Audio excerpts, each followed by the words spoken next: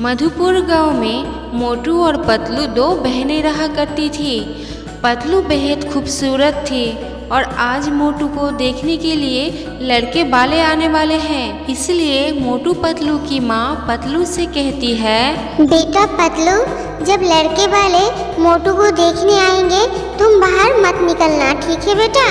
हाँ माँ, आप चिंता मत करो, मैं बाहर नहीं जाऊंगी। फिर जॉन और उसकी माँ मोटू को देखने आते हैं और उन्हें मोटू पसंद आ जाती है। और फिर एक दिन मोटू और जॉन की शादी हो जाती है। फिर शादी के दिन जब जॉन और उसकी माँ पतलू को देखते हैं तो जॉन मन ही मन में सोचता है कि काश पतलू से मेरी शादी हुई होती, ये कितनी सुंदर है। फिर मोटू अपने ससुराल आती है और पहले दिन से ही जॉन और उसकी माँ मोटू को परेशान करते रहते हैं। उसे नीचा दिखाने का कोई भी मौका वो नहीं छोड़ते। फिर एक दिन जॉन अचानक मोटू से कहता है, कुछ दिनों के लिए तुम अपने मायके क्यों नहीं चली जाती? तुम भी तो यहाँ काम करके थक गई होगी ना। और अगर मायके चली जाओगी तो कुछ दिन तुम्हें रेस्ट मिल जाएगा, तुम अपने मायके हो जाओ। और मैं भी सोच रहा हूँ कि मैं भी तुम्हारे साथ चला जाऊँ, ठीक है? अरे आप ये कैसी बातें कर रही हो? अगर आप मेरे साथ जाओगे तो मुझे और ज्यादा अच्छा लगेगा।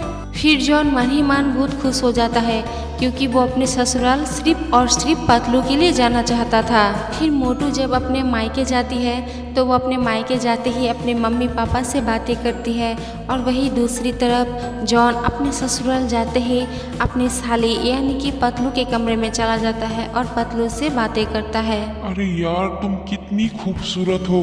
अगर मैं तुम्हें पहले देख लेता ना तो मैं मोटू से नहीं बल्कि तुमसे शादी करता, तुमसे। तो अभी कर लीजिए ना जीजा जी। एक कहते हुए दोनों हंसने लगते हैं और तभी वहाँ पर मोटू आ जाती है। अरे क्या बात हो रही है दोनों जीजा साली में? इतना हंस क्यों रहे हो? क्यों दीदी, आपको जलन हो रही है क्या कि मैं जीजा जी से बातें कर रही हूँ? थक पागल, जलन और तुझसे तू पागल है क्या? तो मेरी जान है जान। फिर कुछ दिनों के बाद मोटू अपने ससुराल आ जाती है और उसके कुछ दिनों के बाद पतलू भी मोटू के ससुराल आ जाती है। अरे पतलू, तू यहाँ अचानक, तूने कुछ बताया नहीं? क्यों दीदी, क्या मैं यहाँ नहीं आ सकती?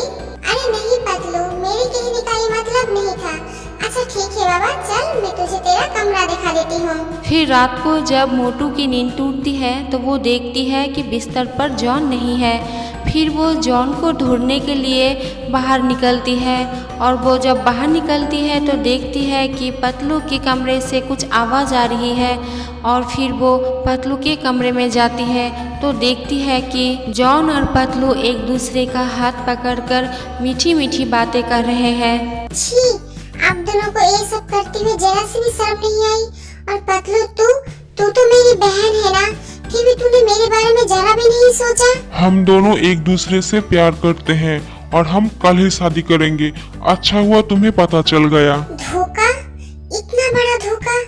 ये कहते हुए मोटू रोते रोते अपने कमरे में चली जाती है। फिर अगली सुबह जब जॉन पतलू को शादी के लिए ढूंढता है तो उसे एक चिट्ठी मिलती है और चिट्ठी में लिखा हुआ था कि जीजा जी, मैं आपसे बिल्कुल प्यार नहीं करती, मैं तो किसी और से प्यार करती हूँ। मैंने सिर्फ आपका इस्तेमाल किया है, मैं अपने घर से नहीं भाग सकती थी, इसलिए मैं यहाँ पर आई और यहाँ से मैं अपने बॉयफ्रेंड के साथ जा चुकी हूँ। आप मुझे ढूंढने की कोशिश मत करिएगा। चिट्ठी खत्म होने के बाद मोटू जोर जोर से हंसने लगी और कहने लगी, मैंने आपको दिलो जान से चाहा, लेकिन आपने मेरे प्यार को नहीं समझा और जिस लड़की आपसे नाटक कर रही थी उस लड़की के प्यार को आपने सच समझ लिया।